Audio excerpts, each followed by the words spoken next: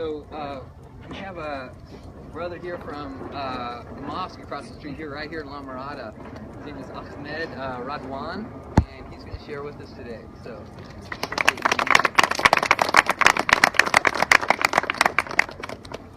Bismillah ar-Rahman ar-Rahim. In the name of Allah, most gracious, most merciful. I'd like to greet you with the greeting of Islam, Assalamu alaikum, which means peace be upon you. Peace be with you. My dear brother and sister, first of all, I would like to thank very much the University, Biola, and also Professor Chris for inviting me today. May Allah subhanahu wa ta'ala bless you and reward you for that invitation. And I also would like to recognize and thank every one of you for your concern about our well-being here in the United States. It shows unity, it shows love. You coming here and standing here in front of me here, without you saying anything, it expresses how beautiful you are inside the heart. As you will aware, we are facing very, very difficult time today in the United States. And the country, it appears to be, is divided, because 50% they want this election to go this way, and the other 50 want the election to go the other direction, which is not great in any country. But if it's 80-20 or 90-20 or 70, majority leads. But when you have 50-50, extremely difficult and unacceptable. So today, brother and sister, as you well aware, Islam is under attack here in the United States. Because a minority, very little amount of people, they call themselves Muslims. And they do unrighteous things, unacceptable things, and they call themselves Muslims. We condemn all their actions, every part of it. These acts by these groups, which I don't want to call their names because these should not even be deserve to be recognized with a name, because Islam does not call for these actions at all, in any way or shape. Zero. They're not representing Islam. They are representing whatever motive they have or political motive they have inside themselves. They are angry with themselves.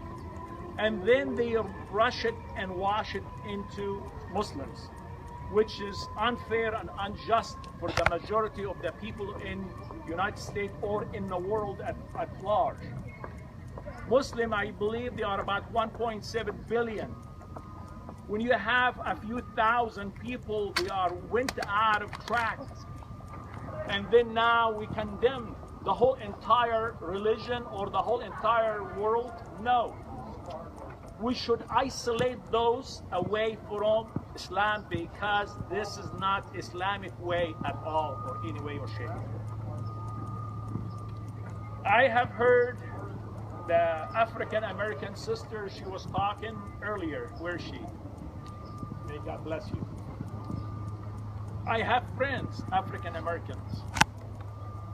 And I'm telling you, wallah, I swear to God, she was crying with me in tears. And I was crying along with her on the phone. She had fear walking in the street or driving at night by herself. From police officers, from the people we're supposed to protect us. This is not right. We should love one another, care for one another, not to look at the colors, not to look at the height, not to look at how beautiful you are. Everyone in my eyes and Islam's eyes is beautiful. Why? Because that person has been created by one God, which Allah is created. That person, his color, he had no choice when he was coming out of his mother's womb. He had no choice. His nose is big or his ears short. He had no choice. When you disagree with a person, the way they look or the way they appears, and then you are disagreeing with God's creation. You're not accepting God's creation. You have to accept the people the way they look, because they have no choice to choose what they should look like. But when you should disagree of their act, how they behave, but the looks, colors, Islam is absolutely blind when it comes to that. Islam is absolutely blind when it comes to colors. And we are Muslim. We love Jesus extremely well. He's been recognized in the Holy Quran, our book, at least 25 times. When I say that to a lot of non-Muslims, they are surprised. And I tell them, do you know how many times Prophet Muhammad alayhi salam has been mentioned in the Holy Quran? You say, how many? I said, about 5 times. Jesus has been mentioned 25 times. What did that tell you? That we love Jesus and we are waiting for him, just like every one of you, for him to come and put peace on the planet Earth. You heard about the scarf has been pulled in the mall. People has been taken out of the airplane because they speak the Arabic language. People have been targeted because they look, you could be Muslims. This is unfair and unjust, and United States, this is not the United States I know of. I've been living here for about 45 years, alhamdulillah, thank God. And I love this country, and I want to protect this country from bigots like this. From these acts, we got to change. We have to spread the word.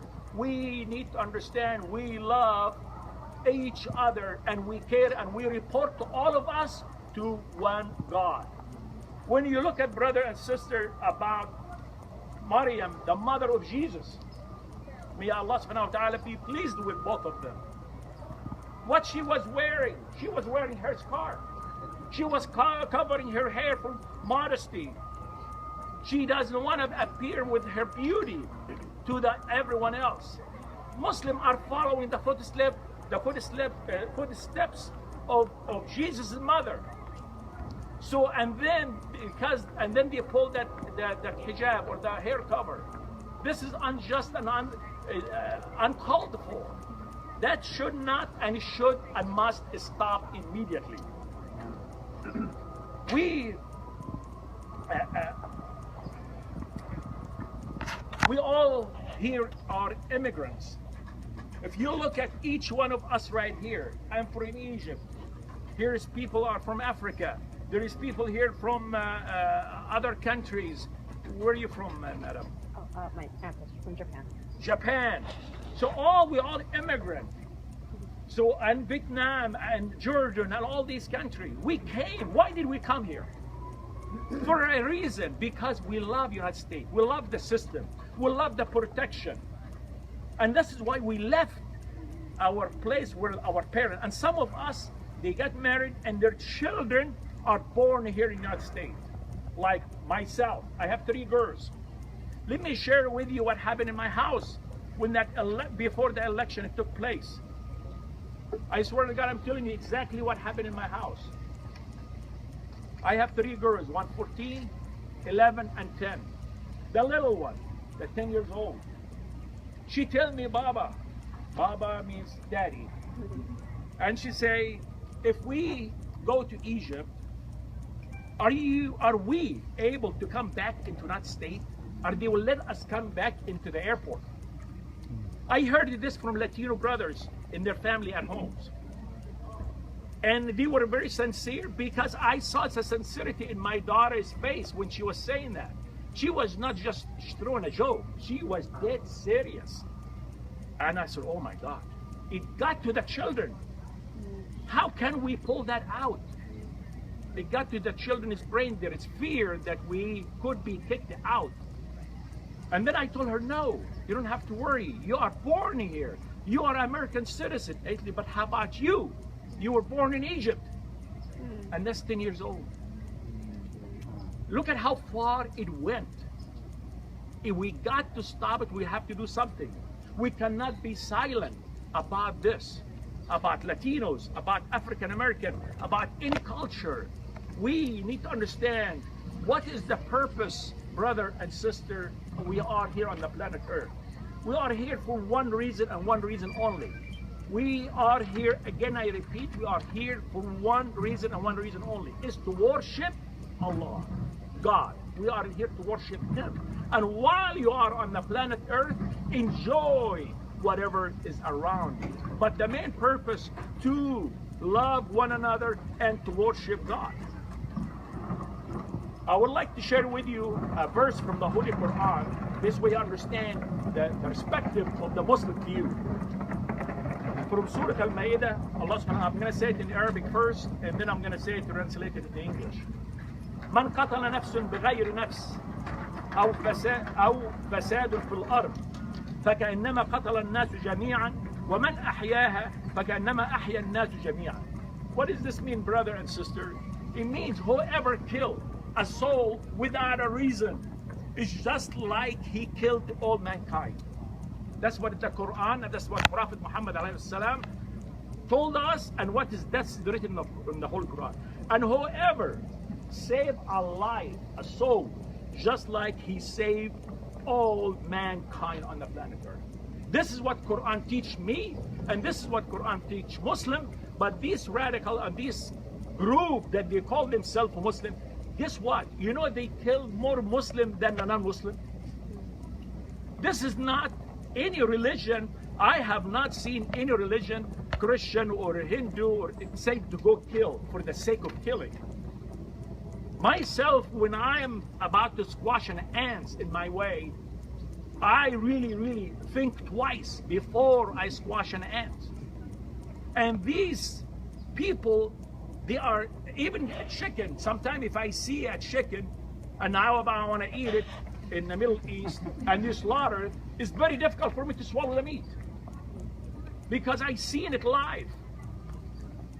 So I'm asking and I'm begging every one of you to do your part. Do not be silent, because when you are silent, you are accepting what's around. But you are not silent because you are here. You came to speak. You came to hear. I want to thank each and every one of you for standing up beside the Muslim, because the Muslim also stands by you when you need us. So many countries, I cannot recall their names, they have been attacked and been killed, non-Muslim. And who came to the rescue? The Muslims came and protected them and found them shelters. Why? Because we've been taught as Muslims to love every human being because it's the creator of God. This is what we've been taught. Again, the end of my speech, I want to thank every one of you for coming in and giving me the time. May Allah subhanahu wa ta'ala bless every one of you and direct you to the right path. Ameen.